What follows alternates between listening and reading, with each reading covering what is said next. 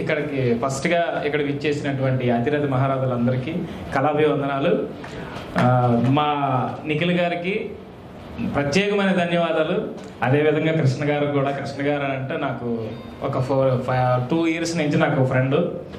కానీ ఆయన టాలెంట్ని నిరూపించుకోవడానికి నిఖిల్ గారు, తర్వాత ఇక్కడున్న మా నరసింహన్న, ఆయన టాలెంట్ ఆయన కాడ ఉంది అని ఆయన ఫస్ట్ గుర్తించి ఆయన తీసుకొచ్చి నిఖిల్ గారికి పరిచయం చేయడం.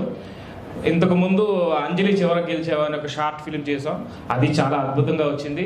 తర్వాత ఈ స్టోరీని నిఖిల్ గారితో మళ్ళీ ఆయన డిస్కస్ చేసి నాకు నాయుడు గారు ఉంటే బాగుంటుంది ఆ జడ్జ్ క్యారెక్టర్కి అనేసి సార్ ప్రత్యేకంగా నాకు ఇచ్చారు ఈ క్యారెక్టర్ని.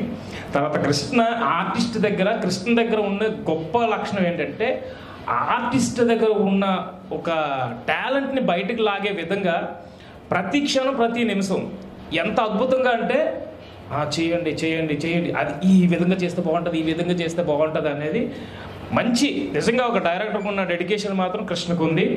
ఇది నేను గర్వంగా చెప్పగలను. ఎందుకనంటే ఆయన నాకు క్యారెక్టర్ ఇచ్చారని కాదు, కానీ నేను ఆయనతో ఒక సినిమా కూడా జర్నీ చేశాను, ఒక చిన్న సినిమాకి.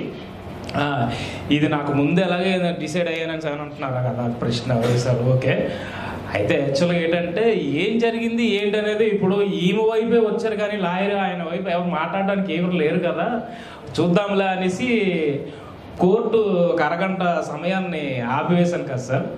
ఆ టైంలో మాట్లాడి ఉండొచ్చు కదా అనేసి